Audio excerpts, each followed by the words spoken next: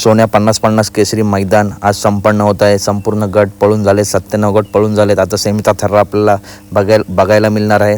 त्याच्या आधी अखिल भारतीय बैलगाडा संघटनेचे पदाधिकारी या मैदानात मित्रांनो दाखल झाले होते आणि त्यांनी मित्रांनो काही नियम सांगितले आहेत आणि शेवाळे आबांनी एक आनंदाची बातमी दिली आहे की आत्ता सध्या जे बैलगाडी क्षेत्र चालू आहे त्याचा विचार करून लवकरच आबा त्यांचा राजीनामा मागे घेणार आहेत।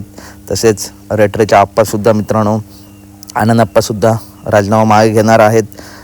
तिन्ही बैलगाडी क्षेत्राला लाभलेले मोठे व्यक्तिमत्व आणि ज्यांनी बैलगाडी क्षेत्र चालू करायला खूप मोठी मदत केली आहे पुन्हा एकदा मित्रांनो पदावर येण्याची शक्यता आहे आबांनी स्वतः सांगितलं आहे। त्याच्यानंतर जे 5 नियम मित्रांनो लागू झाले त्यातला पहिला नियम असा आहे की विभाग मर्यादित मैदान 1,11,000 पर्यंत होणार। त्याच्यानंतर दुसरा नियम असा आहे की ओपनची मैदानं किमान 1,51,000 पर्यंत भरवण्यात यावी। त्याच्यामध्ये सर्व बैलगाडा मालकांनी मालक सहभाग घेतील। त्याच्यानंतर तिसरा नियम 2 वर्ष किमान अनुभव पाहिजे। जर तुम्ही नवीन बैलगाडा मालक जर कुठे नोंदणी करत असतील तर त्या बैलगाडा मालकाला 2 वर्ष बैलगाडी क्षेत्राचा अनुभव पाहिजे, हा तिसरा नियम आहे मित्रांनो।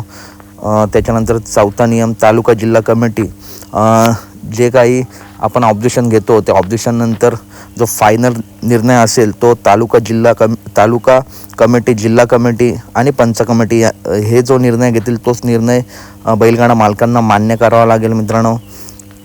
त्याच्यानंतर 5वा नियम आहे 15 सप्टेंबरपर्यंत अखिल भारतीय बैलगाडा संघटना सभासद नोंदणी मित्रांनो करून घ्यावी। त्याच्यानंतर मित्रांनो बैलगाडा मालकांना सहभाग घेता येणार नाही, त्याच्यामुळे लवकरात लवकर याच्यामध्ये नोंदणी करून घ्या।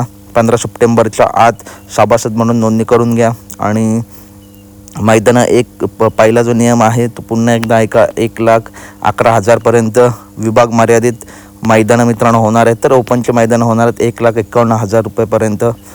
ही मैदानं भरवण्यात यावी अशी विनंती अखिल भारतीय बैलगाडा संघटनेने केली आहे। तर कशी वाटली अपडेट नक्की सांगा। पुढचे 4 नियम देखील व्हिडिओमार्फत सांगण्याचा प्रयत्न करतो। आणि मित्रांनो आबा नक्कीच पुन्हा एकदा राजीनामा पाठी घेणार आहेत, विचार करणार आहेत, कारण आत्ता जे बैलगाडी क्षेत्र चालू आहे ते खूप चांगलं चालू आहे। त्याच्यामुळे आबा असतील ज्या तिघांनी आपला राजीनामा दिला होता ते पुन्हा एकदा पदावर येण्याची शक्यता आहे। चला तर